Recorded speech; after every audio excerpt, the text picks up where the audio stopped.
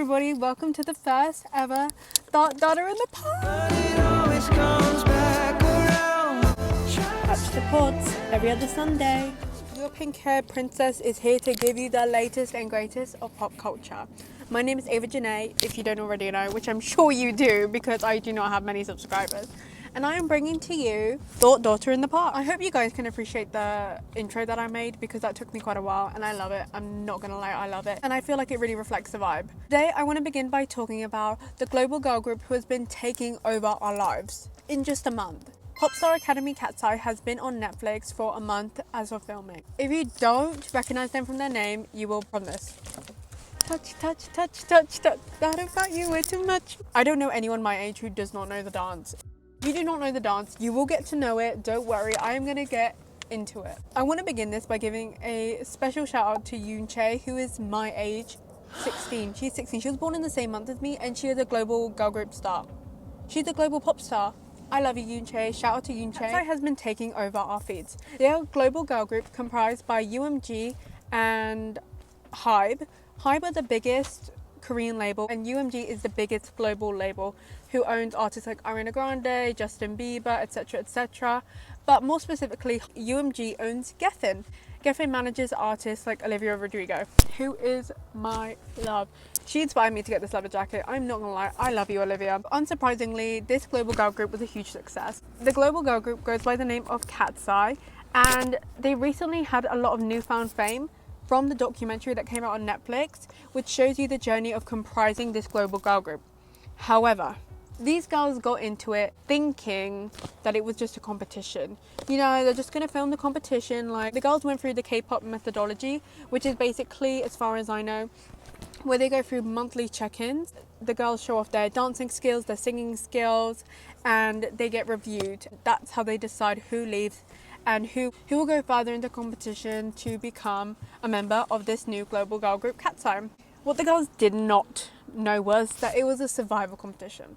The whole program changed so much when it went public and when it turned into like this show turning us against each other. It was being live streamed and judged publicly who would become the final members, meaning things out of your control would determine whether or not you could get into the group. For example, people didn't like the way you looked. Even if Geffen and HYBE liked the way you looked, it doesn't matter. It was up to global rankings, which were carried out on the website Weverse, or the platform Weverse. Now, I'm sure you can imagine when that gets tricky. 20 to 30 teenage girls fighting for their position, where they're being constantly under criticism of public commentary. It was a disaster. However, one thing I will credit this documentary for, because I did not want to watch it. I knew it was going to be toxic. I think we all knew it was going to be toxic, but it was great television. Teenagers love nothing more than pop groups. I don't care what you say. We all love it. When I was younger, I wanted to be a pop star, and so did everyone else I knew. Here I wanted to highlight the kind of success of the documentary is where they highlighted mental health. I only saw one mental health professional throughout the show, and I'm sure that wasn't representative of all the mental health professionals they had.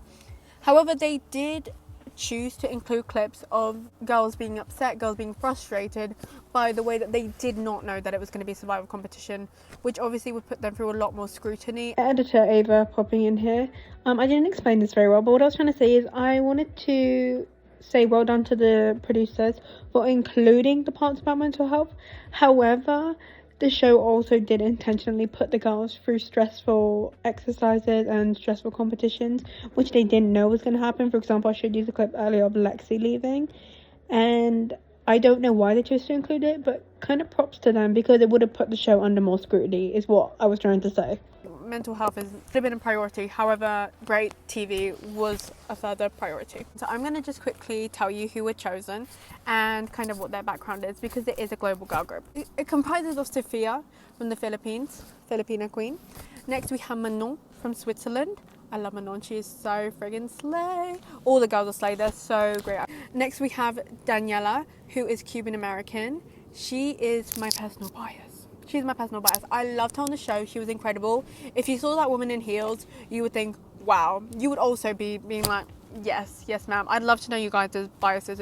Next we have Yoonchae, who is from Korea, and she's 16 years old, guys. It's crazy. And the oldest member was Manon at 22. Next we have Megan. Her nationality is Hawaiian, however, she is Chinese American. I'm not gonna lie to you guys, after seeing Megan's new hair, I want to go ginger, and I also want to ask my hairdresser if I can have those long bangs. Because I love that. The way that they cut her hair, I'm sure the styling is not always easy. I want the bangs. And lastly, we have my Indian queen, Lara. Lara representing our South Asian girlies. Yes! I love Lara. She's always representing her heritage. She always has a bindi on. Lara is so amazing, and she was actually scouted from social media, so shout out social media. This is literally why I'm doing this, because if you want to go anywhere, social media is the way to do it. If you want to have a business, social media is the way to do it, and that is what I'm doing, guys. I'm out here in the freezing cold. It's not great, but I'm doing it because I'm dedicated. And I'm gonna say my biases, like, I don't know if I can have more than one, but I think they're called bias breakers, are Megan and Lara. Because Daniela I loved from the show. Of course, Megan and Lara I loved from the show, but I feel like Daniela really got to shine, like Danny. What is drawing in such a big audience into these girls? Obviously, their nationalities and ethnicities are great, but what else? Their dancing and singing is incredible. These girls not only are beautiful, they can dance, they can sing, and they put themselves through hell. I know Megan is missing in the Good Morning America performance because she went through an injury, and that is just their life. These girls are committed to the point where their bodies are working so hard, and honestly, props to them. They are so dedicated. Oh my god. Well, you can't come. Oh my god, hello baby, hello. Anyways, like I was saying, the thing that drew me in the most from an artistic perspective was their fashion. I do not know who is the fashion designer, who is their stylist, but the one thing that always draws you to these girls is they're always in matching fits. They're always in trendy matching fits. For example, if you haven't seen for Chuseok, they all got matching hanboks, and they looked incredible. These girls are always looking so beautiful. Whenever you see them in a performance, they're always wearing matching outfits. Not gonna lie, they're one of my biggest fashion inspirations at the moment. Fashion is what sets these girls apart. It's how creative the fashion choices are and how they resemble them as a pop girl group. They are teenage girls at the end of the day, apart from I think Manon, who's 22. The music, aside from the fashion, the reason why we love them so much, debut. It's classic Korean pop with the synchronized dance, which I already told you about. They are so incredibly synchronized. They've been practicing this so much. They've been pushed so far. And the same thing with touch, the synchronized Korean dance, which you expect from the Korean methodology. However, the third song that was being pushed, a part of their EP Sis, was Tonight I Might, which is this classic pop song, which differs from their Korean side and is clearly representative of their American audience. But you'll see a lot of interviews where the girls go to Korea because they are owned by HYBE and they do have those connections. I know that they recently went to the Philippines, they've been to Korea, and they've just gotten to Tokyo. So, touch. This song was such a success. Everybody is doing the dance. Now, I want to get into how big their demographic is. Guys, road men are doing touch. As in Croydon x K-pop. Croydon x Katseye. The icons are the road men. Wow. That really is such a diverse audience. TikTok is truly a funnel for success. And as a social media girlie, I want to be doing everything they do and more. Literally. These guys have so many avenues now that even if they did have a contract, which oh God forbid they have a 10-year contract, God forbid.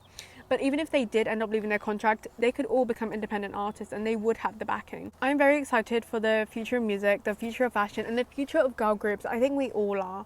But girl groups have been dying out over some time. Although we love it, the only unique selling point is usually the fact that they are a girl group or that they are a group. I don't really know what the future of this looks like, and I just want to remind you guys that although these girls are 16 to 22 and they are global superstars, this is not a ballpark for success. If you are younger or you are older or you are in this bracket, everyone's journey is different. So yours could be 6 months, yours could be 10 years, it could be 15 years. You never know. I encourage you not to overwork yourself and practice mindfulness. At the end of the day, you already have a lot on your shoulders, and the only journey that you could take is your own. So I just want to finish off by asking you guys to suggest segments that you want me to do. Do you want me to have your input? What do you want me to do? Do you want me to do in the future pop culture, fashion, lifestyle? I hopefully will be making lifestyle vlogs in the future aside from the podcast, but you can expect the podcast every other Sunday, And please DM me on Insta. My Insta is of course Ava Melza. Oh, thank you so much. I love you, and I'll see you next Sunday. Bye, cutie.